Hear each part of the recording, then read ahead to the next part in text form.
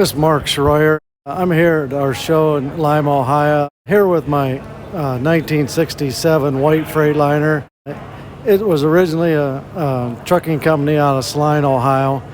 I ended up going out to Oregon, Brooks, Oregon, to pick it up out of the museum there, brought it back here, brought it home, and I've had it for several years now. It's powered with a 335 Cummins, got an RTO 910 transmission, pretty much an original truck there. It's a fun truck to have and to be around, and it's a conversation piece. A little short truck, you don't want to drive it all over the country. It's kind of a rough ride, but it's an enjoyable, fun truck to have and to be around.